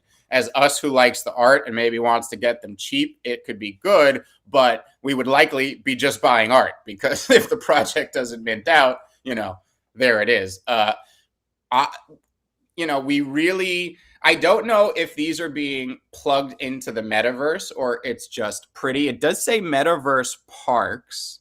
Yeah, so And I they can give you a little bit of context. I'll read sure, it please, off for you. please. So it's just under 5,000 NFT park NFTs. That's a little redundant, but whatever. All 63 official U.S. national parks are represented with a higher supply of the most visited and most popular parks. That's pretty cool. Each NFT is unique, using different traits, rarities that combine terrain, weather, seasons, trails, rivers, and more. Love using those dynamics as Mhm. rarity traits. Mhm. Weather is super cool. Seasons are super cool. Like, look at like these two presumably are pretty close to each other. Obviously, the terrain's a little bit different, but you get a completely different feel for them. There's park hobby traits and metaverse parks. After we build our community, we will be planning out the most nature-rich metaverse and digital park experience. Pretty cool. Normally, we think of big cities and amusement parks and shopping malls or towers or Times Square in the metaverse. They're kind of bringing nature into it in an interesting way, and I think that it looks really good. I'm gonna be watching these. Yeah, I don't they look great and I affordable. don't Mint. I don't think that they're gonna have a problem with this minting process simply because they look good enough, and I think they have a cool enough concept, and that it's unique enough to just have some success. We're also launching into an incredible minting market, so Right. I mean, it all it about demand. We'll it see. should be fine. But this, like I just said, this is a bit of you're giving people too much time and too many options Yeah. to Yeah. decide how or even if they want to be a part of this. Yeah, you ain't wrong. So fascinating. Thank you, Lisa, for sharing that with us. And definitely, I'm going to be looking at that too. Josh and Cass are both up here. Let's bring up Cass first and say GM to you, my friend. 1 second, Discord. 1 second. Oh, yeah. We got him. How's it going, guys? We're great, man. How are you doing today? I don't know. I just feel jaded and tired and waiting for cool pets. Cass, I got to ask you one important question. I'm going to throw some music on in the background, and we got some choices. Do you want hip hop, lo-fi, chill, or lounge, or ambient?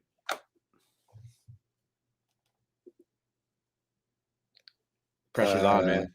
Lounge. You want some lounge music? All right, let's do it. I was going to say hip hop, but this is good. I feel it. Cool. What's going on? You're a little bit, you said jaded and waited for cool pets? Yeah, and just being around in the moon lounge for God knows how many hours. That doesn't happen. People definitely spend responsible amounts of time on their NFT hobbies, right? Well, yeah. No, it's just the voice chat. The voice chat is cool. They just get to talk about that voice chat has been 24 hours a day, nonstop, minimum 15 to 20 people now for at least a week. Yeah, it's been a good vibe, man. Seriously.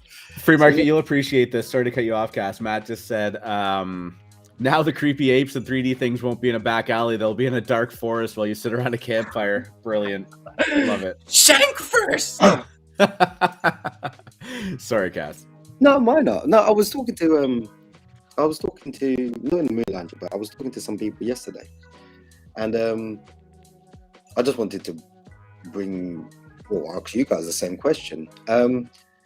They were thinking that the way that the NFTs are moving at the moment, the whole just the profile picture as a project is kind of over. And because people want more utility, or people want more from the NFT. Okay. Would you think that, or would you not? I know what it was, but I want to hear what you guys said. No, I mean, I don't think it's over. I think that we're going to see a wider variety of projects continue to succeed. We saw the Monster Cat music NFT do really well almost immediately. I think that there's more of an awareness of where NFTs can go, what utility they can provide. But I think still there's always going to be a demand for the kind of metaverse representation of, you know, your persona that you're bringing out there. And I'm not even just saying it metaverse in terms of like Decentraland or Sandbox or anything like that, but just on Discord or on these games and these, you know, Twitter. You know, Twitter is a huge one, right? And you know, the Parks NFT I think will do really well, but I don't think you're going to see too many people putting them in their profile pictures, right? I'm sure. It's my general feeling. They might take a little bit of a backseat. Sorry, free market. No. I am sure we are working our way into a cyclical profile picture top. The underlying trend of the value of PFPs in your average person's life is not going anywhere. And the insulation we have is that 2021 will be the historic year for PFPs. So, you know, as we talk about PFPs 3 years from now, 5 years from now, 6 years from now, there's maybe 2 collections before 2021 that are, you know, considered elite, blue chips, whatever it is as far as PFPs go. Everything happened in 2021. It's an historic year. I think a lot of the PFPs we own from that time are going to be considered historic. Short term, it certainly feels like we're working up a big PFP bubble that will translate into a fine art trend and these other types of NFTs as we talk about. But that said, I don't think we're anywhere near even the local top in respect to people follow what influencers do. And I don't mean like traditional internet influencers, just people they look up to, people that are popular, people in business, people in sports, people in Hollywood. And I don't see that trend slowing down. And I just think people want to emulate. And even if they can't afford the PFP that the celebrity buys, they're going to want a PFP in a community of their own. As far as it has to be more than a PFP, I agree, but it doesn't have to be more than community. And I'm really getting sick of saying that word, but it really is the most evident thing to me, is that the best way to keep a high floor price and to keep interest in a collection, no matter what the underlying art is have people who are passionate to talk about it and live it every day. And make it hard for them to leave. Right. Not hard for them to leave like in a frictional sense, but, you know, have it hard for them to leave their friends, like the Kaijus and the Bored Apes. Like, they don't want to sell their NFT because it means that they're going to get the boot from that great alpha room or that great Discord that they have and all of that stuff, right? You build these friendships in these communities, and sure, you can keep in touch with them through Discord DMs and blah blah blah blah blah, but it's just not the same, right? Like you want to be in there. And we can go back to the original metaverse of like World of Warcraft, and that's why people stuck around for so long, is they didn't want to leave their friends. Yep. No, but that's well said. Now, what I kind of agreed. I said no, it can't be over because of the population side of things. Just the sheer fact of, let's just say 1 million, which I know it isn't, but let's say 1 million people are in NFTs. That's a pin drop compared to how many people there are in the world. Oh yeah, for sure. And you know what? The scarcity isn't in tokens themselves or whatever, but there is a scarcity of quality projects. Yes, definitely.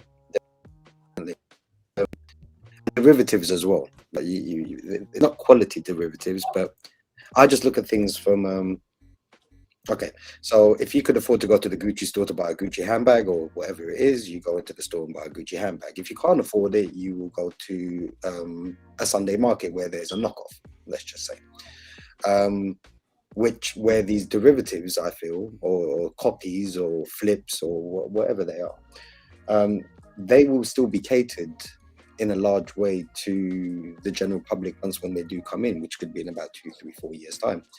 And what FMC did say, as in these are going to be historic, I agree with that as well, because it's the first introduction. Yeah, and those of us that were here last year are insulated in that. You know, there's the community angle, but once it transitions to the historic angle, it adds such a premium to your collection. It's mind-boggling. 100%. And I've always been a big thing about community. It's the only thing that kind of makes sense of why you would hold long term. If you're there to flip, then yeah, community doesn't mean shit, and utility means more than anything else. But I think as we see more people enter, and the rise, free market talks about this a lot. The year of the hardware integration, right? Like the idea that this is easy to get this on your wall, right? Like imagine this painting, behind me here is now just a digital screen, and I could show NFTs on it. Like, if that gets cheap, affordable, and reasonable to do, you're going to see more people, especially as more people enter the space, start to do stuff like that. And you're also going to see a trend of just aesthetically good looking things. Like, do I want a picture of like my profile picture up on that wall? Not really. But I'm going to bring up a project that's, I like, full disclosure, I have a couple of these, and I don't consider them bags because they weren't overly expensive, and they're not overly expensive right now. And I don't care if you go out and buy them or not, but I have them because I like them and I think they look good. But there's this project, right? And I could see something like this isn't mine, but up on my wall or something like that, right? Because they look fantastic. And as that becomes more accessible in this space, you're going to see that element kind of come to fruition as well. And we've seen it take a backseat. Generative art hasn't been doing super great, but once it becomes like a flex or an interesting talking piece when you're having people over to your house and for a dinner party, and they see this a screen that's just shifting all of these images and start to talk about it, right? It's going to be far more appealing to actually go that extra route to own some of these things. I think you're going to see some of these projects that are low floors or even high floors for the high net worth individuals do really, really well. That's only 0.08. Yeah, I mean, these do look great. And again, I've never brought these up on the show. They've been sitting in my wallet for a long time. But I mean, DM that link to me, not the whole collection. I want that one you just put on the screen. Don't anyone else? No, that wasn't. I think it just got sold. I think it just got sold. It was 0.04? 0.08. Oh, 0.08. I think that was it. You're getting sniped on the show here. This one. Yeah, there it is. Send that link to old FMC. Yes, DM'd. Look at that. Purchased on the show. Yeah, and guys, like I said, I've owned these for a while. I did not spend a whole lot on them, and I just like them, and I've had no reason to sell them because I once I get a digital frame, like, it's going up there. Yep. Here's another question though. I mean, lemons. I'm hiding that. Do you think that instead of your normal art, say the art piece that we would normally put on a wall, let's say, do you think the fact of PFPs are more relatable to the individuals, or starting to become more relatable to the individuals? So the art shift in the NFT space, that is, could shift that way more? Just because, I mean, I just look at myself for an example. Look at my lemon. Reason I got him, yes, he's rare-ish, but beanie hats. I wear beanie hats and caps and bandanas. That's what I wear. So I related. I'm playful, so he's got the little play thing in his hand, and the satchel bag. I wear that on a regular basis anyway. So yeah, it's just I would have maybe think, because the majority of people in the world, I don't think appreciates or finds it difficult to appreciate art. There's not a grand amount of people that will go to an art fair, or compared to like a concert from an influencer, let's say. And if an influencer buys an NFT product, like you guys were saying earlier, you will get the followers, which then makes it more relatable to them, which is the majority. Just a thought. Not saying it's right or wrong. No, just a thought. That makes sense to me. Yeah, no, I completely agree, man. Yeah, for sure. And I just even want to say the fact that people are talking about, the PFP bubble or coming close to that, we just got hexes. We just got hexes. Yeah. People, and Reddit, YouTube, Instagram are all talking about it. Yeah. Dude, I don't even understand the FOMO that's going to start permeating as people understand what these hexagons mean. I mean, it's such a big. It's not about the $2.99 or Twitter Blue or doxing or being against or for or all these, infighting drama. This is the legitimizing of our industry. Before I go, because I know Josh needs to get on as well, how do you do the whole hex thing on Twitter? You have to have an iPhone, and you have to be in the US, as far as I know right now. So You have to have Twitter Blue subscription. yes, too. yes. There's three requirements here. It's $2.99 a month. You have to own Twitter Blue. I have also heard that people, even if they have all those things, the iPhone, the US, and the Twitter Blue, are having a hard time finding like it doesn't show up in their app or something. I think Twitter's still in beta or whatever, but that's as far as I know what the issues are. Okay, perfect. Thank you. Us Android plebs don't get it, I guess. Yeah, well, I was just about to say that. I was a bit annoyed about that. I could, if I could add it to my Mac or maybe my iPad, happy days. But I'm telling you, a Mac is a more important piece of your security arsenal than a hard wallet. 100. Okay. If he wasn't looking at his phone, he would have jumped out of his seat right there. He was No, I heard you. No, I love my Android. I do love my Android. But Yeah, no, man. You know what? For the longest time, I was taking pictures on my Samsung Galaxy, and everyone was like, "Wow, those pictures are really clear. What phone do you have?" And I was like, "Samsung," and they're like, "No shit." Right? Like, there's that meme: successful Apple marketing tactics that permeate pop culture. You guys, no, it's okay. I actually do like Apple products. I just don't have any. Hey, Cobain, bring up the latest tweet from our little lemon friends over there on your fancy little Twitter machine over there. On my PC. Yes, that. Okay, well, I'm doing that. I just wanted to say to Cambo, the name of this collection, I will pull it. Sorry. What is it? Oh, Icon, our security expert. I just made quite the statement. No, he just said no. Is that right? No. Yeah, please don't take that advice seriously, guys. If you don't have a hardware wallet, NSA, not security advice. More important is the meatware. Yeah, true. Actually, it is the biggest culprits are the human beings behind it all, for sure. Okay, so I actually, just before I pull up the lemon that you asked me to, Cambo asked what the collection that I referenced before was. It's called Obscure Alterations V2. There was a V1 that had a pretty good floor for a while there. DRK was asking if that was the project that Hunter pumped up to 4 ETH. I can safely assure you that this has never ever even been close to 4 ETH. I mean, maybe 0.2 at its max once they sold out, but this was never like a big cook or anything. Again, I just really like it, but I would go check it out. I mean, I think aesthetically they're beautiful, and that's the only reason I even brought it up. Little lemon friends, what are we talking about with this? Cass, thank you so much for joining us. I'm going to bring Josh up on the stage, my friend. Thank you. Cass, you still there? We love the cast. I'll speak to you guys soon. Yeah, of course. You have a great weekend, okay? Yeah. Josh, big win yesterday, moving the mountain of Opensea and getting it back. I still hope that you're going through the process if it's affordable to bridge your NFTs, though.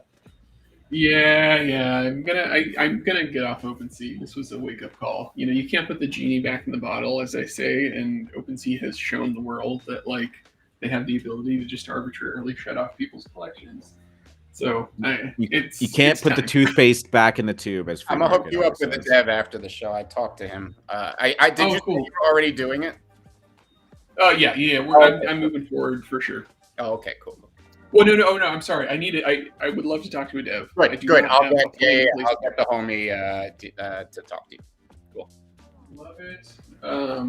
Also, gotta say, I always enjoy Cass in the morning. He's got such good vibes. We love the Cass.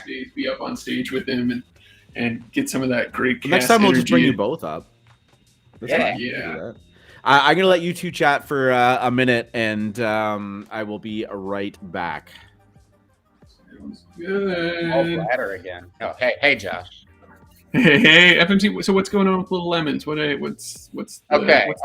All right. Now, what can I say? There's been steady volume here. I think people have noticed that just over the last day, there's been some lemons moving. There's been a few sweeps. Some larger whales who have been getting rid of some have finally been cleared out. there's a supply crisis brewing. Our unique owners are rising. And people have just been saying to me, man, doesn't it feel like something is coming? Well, I want to direct everybody's attention to the tweet on the screen. It says, GM, we sense a lemony world takeover soon. Okay. Without saying anything, I would take this tweet very, very seriously. My bullishness on lemons cannot be overstated. And I think everyone needs some citrus in their lives, NFA. I love it. I love it. I know it's not the one up on screen, but they post their little backstory 2-panel comics for different traits. And they posted the new egghead one today. Absolutely excellent. I love it.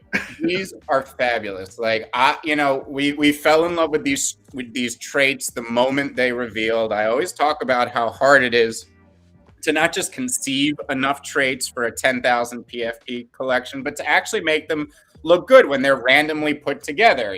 Like sometimes traits don't make sense, or sometimes it doesn't fit right. And Cenarius absolutely nailed these, but man, we always look at all these traits and we kind of wonder, why is this lemon doing this? Or how'd this happen to this lemon? And if you guys don't know, I co-host a little thing called The Morning Squeeze with Michael Reapy every day at 12 p.m.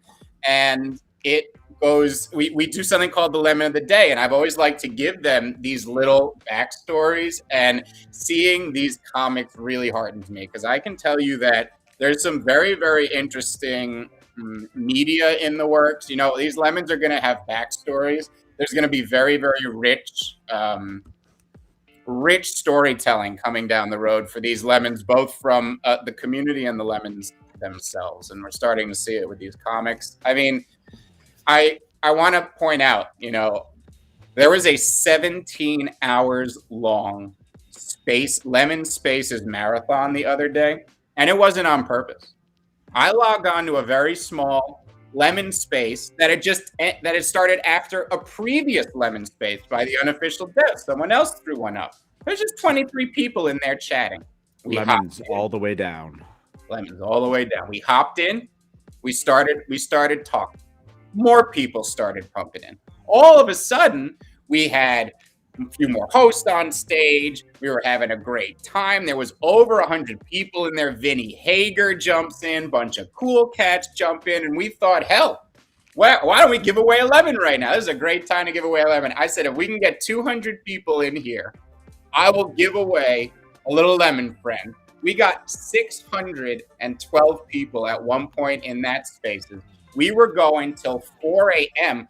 I literally fell asleep on the spaces. I wake up the next morning. I start doing the show with Cobain. And then lo and behold, I start getting DMs. Hey, is the contest still running? Hey, I'm like, what are these people even talking about? If you click on the spaces, it must be done. Like, how could you win if the spaces was still going? And not only was it still going, it bled right into the morning squeeze that day. Then the morning squeeze went for 3 hours. And you want to know my whole point here?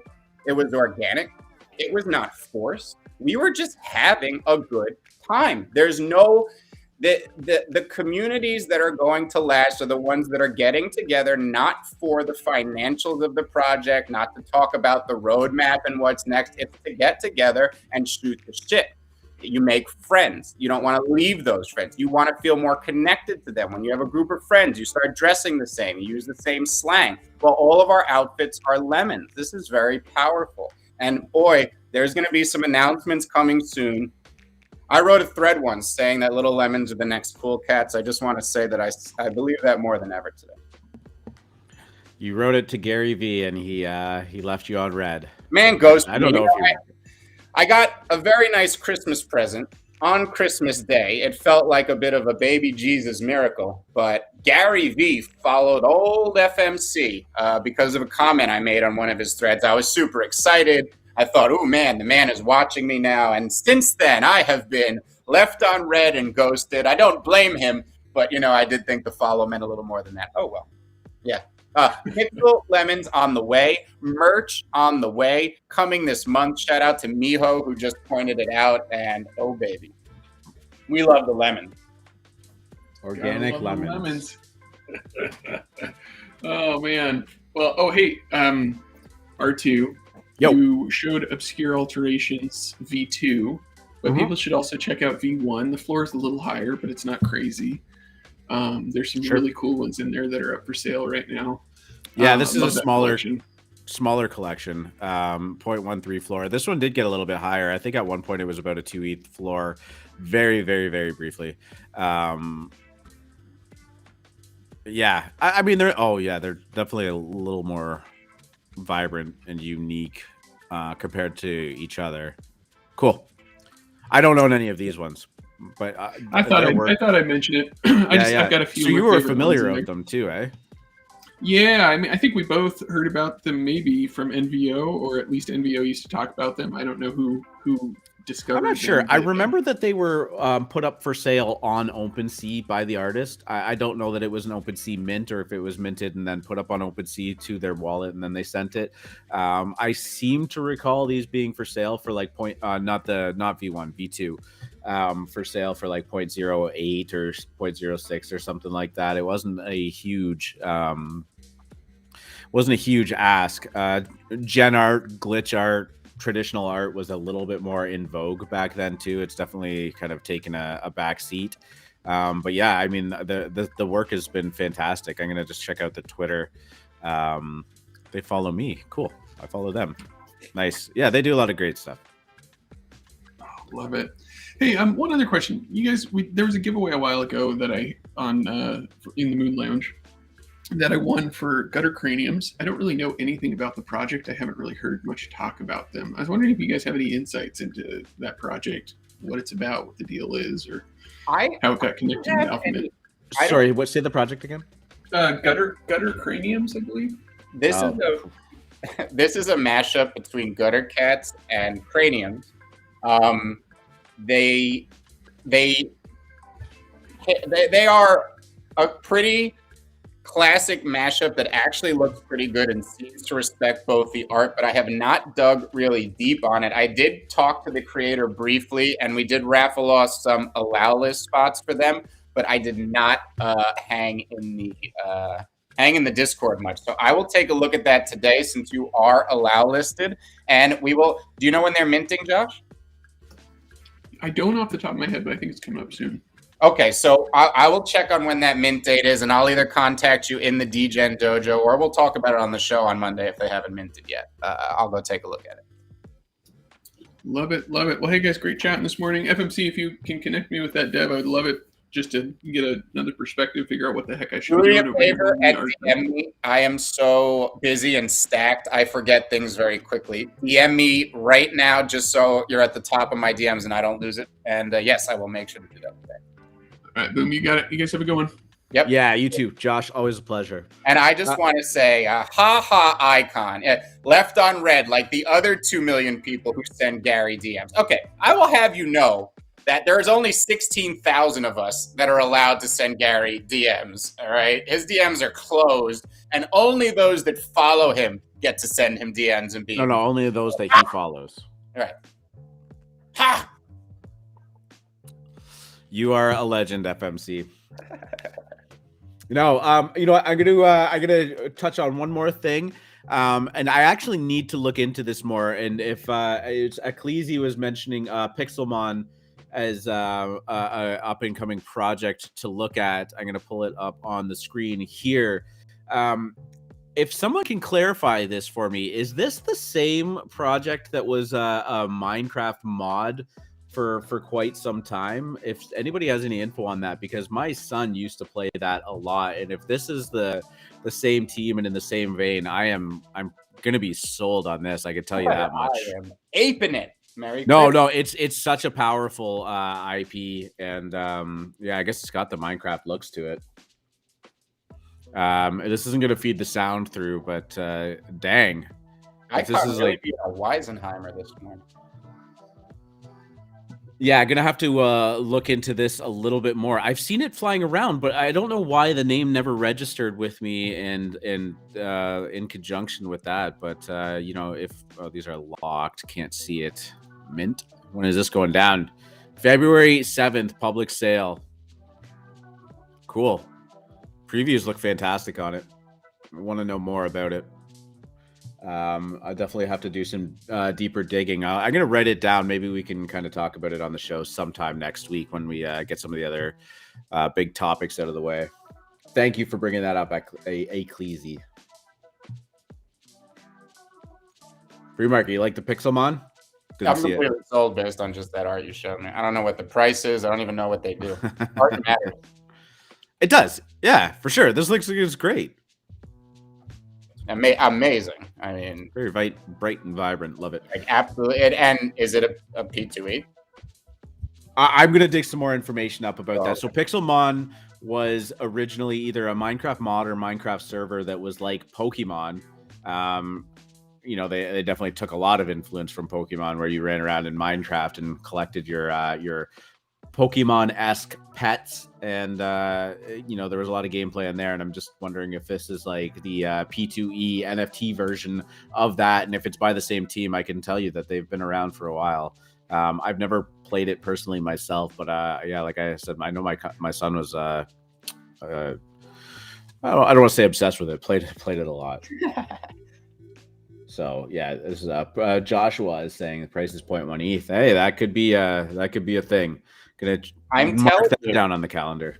Welcome. This is the cycle meta. When you tell me something's 0.1 ETH, I'm a lot more likely to go look at it than if you tell me something's 0.02. I want quality. I know how much money's coming into the market. I see how high things could move. Now projects need to start thinking, okay? If you're a quality project, you want to price yourself high. You want to signal to all these people sitting on piles of ETH that your project is the one to mint. And you do that with price. Well, if this is the same, like I said, I'm going to do some digging, but if this is the same team, they have been around working on, you know, before the NFT stuff, around for a while. So if you want to bet on teams that have a track record of success, this could be one. Could be one. What is this last thing? We can start wrapping it up a little bit. Kaiju's just tweeted out. What is this? Beep, beep, boop. Do you see it? No, I didn't see it yet. It's got the computer. I think the what is that? The failed experiment computer. That's the FE, guys. It's got some spooky music that you guys can't hear. There's an effing supply crisis right now in Kaiju's, and there hasn't been a hype cycle yet. They're about to set a firecracker here. So you know, and I gotta say though, this looks a lot like a teaser video that I saw for another pixel art project. We're fans of each other. Yes, of course. I'm not. I got called out for my scope. You know my wolf scope. They said that trait looks awful familiar there, buddy. I said, all right. Wouldn't a wolf and kaiju crossover be cool? Are you kidding me? Look. Let's come on. This is a public show. Let's not. I'm not saying that that's happening. There's nothing. Yeah. I do have to be careful. I'm not teasing anything. We're not teasing anything. Yes. Sorry, I wasn't thinking about that. I was I got a little ahead of myself. Please don't take that as gospel, and I'm not backtracking or anything. No. We're having a good time. Just having some fun. We love Cobain. We love the art too. I'm saying that a lot, Reese. I love everybody. I'm in a good mood. NFTs. Yeah, we're looking forward to the weekend. What do you got going on this weekend? NFTs. JPEGs. Good to go. PNGs. Some of them they're GIFs. I won't lie. There'll be a few GIFs sprinkled in. Yeah, we're coming up from a week from the Super Bowl too. That's going to be exciting. Oh my God, I'm trying. I don't want to get to. This is the problem. Stop saying all these bullish things to me. It's just too much. Like You just disconnected right in the middle of your sentence. You got so excited. My brain disconnected. I don't want to get too bullish here. Just short-circuited. All right, guys. Well, this has been a lot of fun. A lot of people showed up for the show today. We always appreciate your time. Is there anything else you want to talk about before I wrap this up? That's all I want to talk about, sir. I am so pumped for today's auction. I am so pumped for Cool Pets on Monday. I am so pumped to see what Kaijus and Lemons are going to be announcing here this week. Oh boy, this is going to be a good time. Yes, it's going to be fantastic. Cambo, thank you for the suggestion. I was just going to say, if you guys enjoyed the show and you're new to it, please just hit the subscribe button and or the like button. It does help us out. But again, I don't lose any sleep over it. Just kind of a little obligatory thank you. Yeah, so we talked about a lot of stuff today. Got a lot to look forward to this weekend. Going to be watching Raid Party incredibly closely. I think that's probably that and Cool Pets are going to be, you know, some of the biggest things that we talk about in 2022. And we are just here finishing up January. Again, I want to thank everybody for their time. I think we hit like 65 viewers today, which is fantastic. Love to see all the new people here. Love to see all the familiar faces. You guys have yourself a great weekend. Happy minting. Happy JPEG. And Free Market, take us out of here. Free Good Market, luck take us at out the of tables, you beautiful, beautiful, beautiful degenerates.